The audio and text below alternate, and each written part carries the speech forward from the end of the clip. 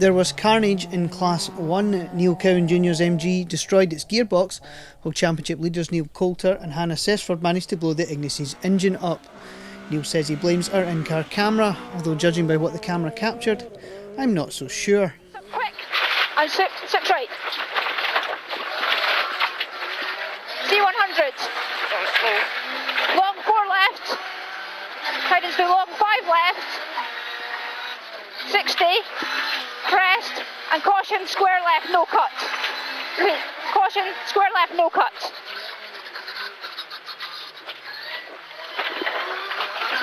.300 up.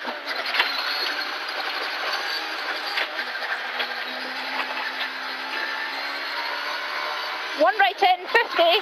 3 right in, 100.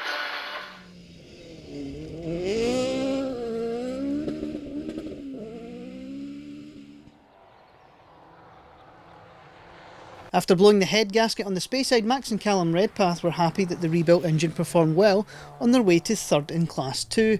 Taking top juniors honours for the first time this season, the result leaves the Duns crew second in the class points. After a heavy landing took out the fan and burst the radiator in SS4, Donald and Scott Peacock nursed their 205 all the way to second in class. Donald amazed that the engine survived with only mild overheating issues.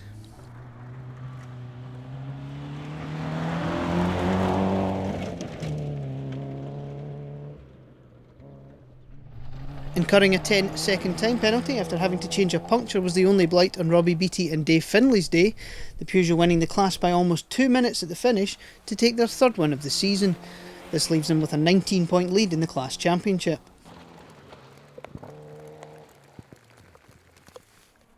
Speyside winners Scott Macbeth and Daniel Forsyth were once again in the battle at the top of the class, right up to the point where they hit a large rock and broke their C2's suspension.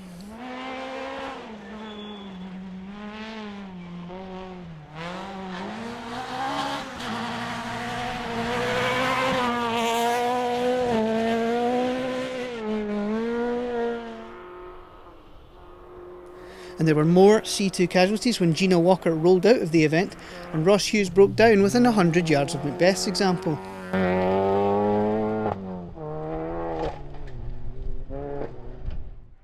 Running the middle loop without brakes after the pipe parted company in SS3, Graham Sherry managed to struggle home to 6th in class.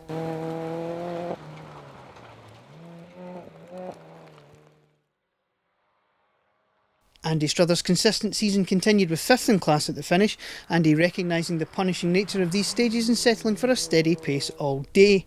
Second junior driver home sees Andy retain his top spot in the Juniors Championship.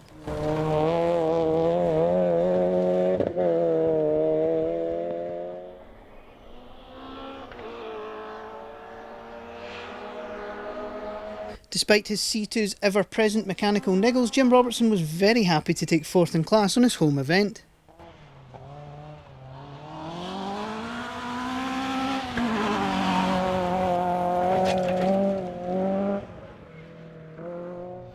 Third in class and a fantastic 19th overall, Alex Pirrie and Fraser Skeen took the honours in the Ecos Challenge. This was a new record best result for an Ecos spec car.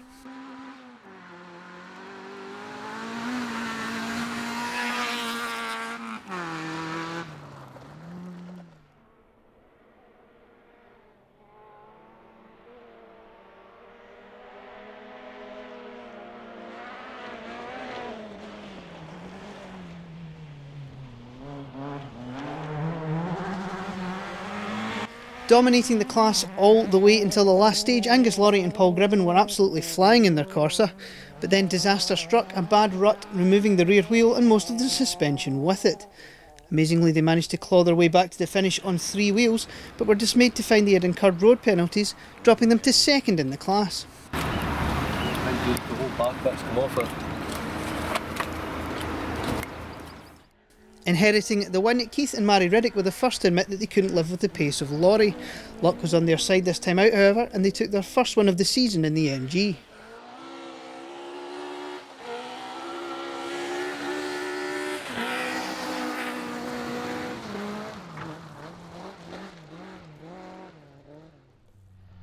Ian and Sandy Milne grabbed 2nd in the historic class at the finish.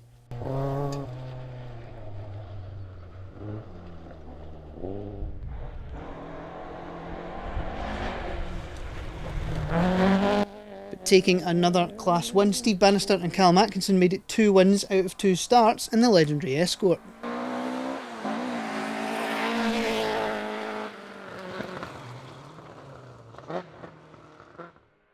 Michael Renton and Kenny Fogle had a day to forget in their 306, with both the gearbox and rear cross member giving trouble. They were lucky to finish third.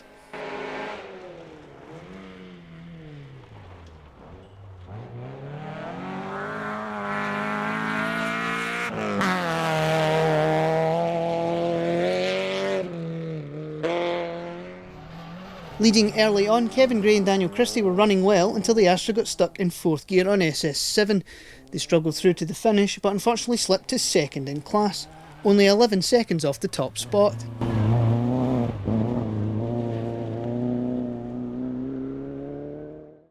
By his own admission, off the pace early in the day, Luke McLaren was in the right place to strike when Gray's Astra struck trouble. The Fiesta inheriting the win to make it 4 wins out of 4 this season.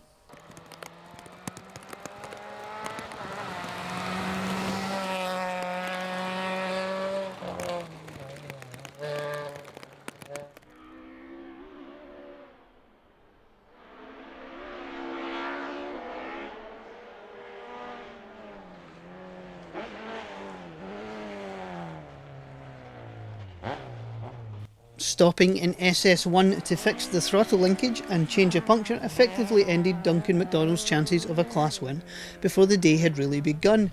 Despite setting some great times on the remaining stages, the time lost was too much to overcome and he had to settle for 4th.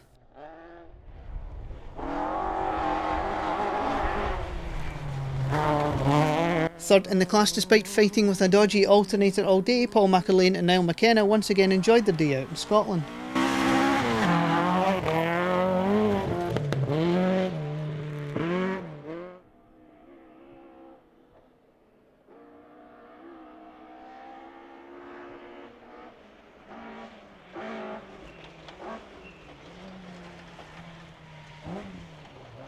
Absolutely flying, Michael Stewart and Sinclair Young were involved in the top two-wheel drive battle right from the start. Despite a few on-the-edge moments, the only real blemish was Michael accidentally leaving the handbrake on at the start of the last stage. This left them 2nd in class, but their efforts were rewarded when they were given the John Horton Star Drive Award after a great run in the Escort. Caution, right 7, no cat, and left 7, crest, 40. Right 6 in, through the over crest, 40. Right 5 in, over crest, 60 down. Left 3 in, over crest, and left 1 in, over crest, and turn right 9, comes up quick. Right down the bottom. And left 6 in. 70. Crest, right 4 into right 3. Oh, it's been superb, it's been really good, enjoyed it. I haven't looked at the in-car yet, Sinclair. Any big moments? Not this time, no, thankfully, no. There was a wee issue with the notes, that was my fault, but Right. I won't will. put that. The handbrake on at the start of the stage. A handbrake on at the start of the stages, but apart from that, it's been a pretty decent day, so. Dougal obviously sort of good start on you, but it looked as if you were catching them up at the end. I know, Dougal got off the flyer, hats off to him, he was pushing in the morning, the first loop, and then I think it was the second loop, it took some time back, but we just kind of did our own thing, usual, and just have a like. Well, 2nd in class, and it's been a really difficult decision this time, guys, but Michael, we're going to give you the John Horton Star Driver Award for today. Well done. Andrew, come in. Thank you very much. Well done, guys. Well done. Cheers.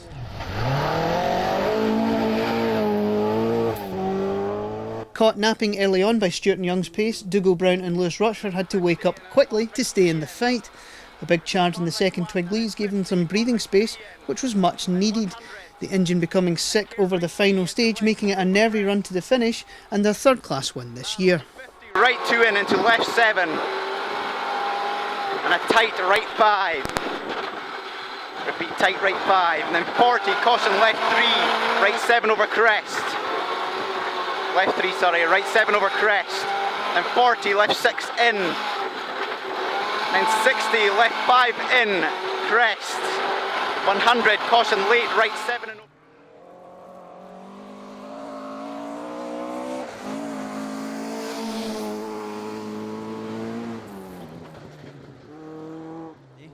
Aye, delighted with the result. It's as good as we could have hoped for. 10th overall, I guess. First two-wheel drive and first in class. Yeah, we had a good battle early on with Angus. I mean, he was keeping you quite honest until near the end there. Aye, he was right up behind us. I think when we left second service, there was only 3.6 seconds in it. We'd lost wipers. The stage before that we did without wipers, so we were distracted by a bit of string that we'd rigged up through the car. But went for it in the second last stage. Issues before the last one, but thankfully got through it.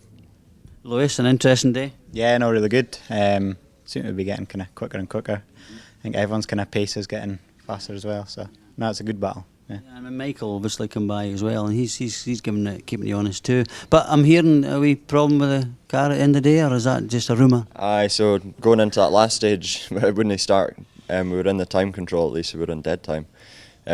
But it wasn't for starting, had all the plugs out, sort of cranked it over a bit, checked it was sparking, put them back in and it went. But it's been using water, so we filled it up there, filled it up in the road section on the way home, but it sounds like a bag of bolts now.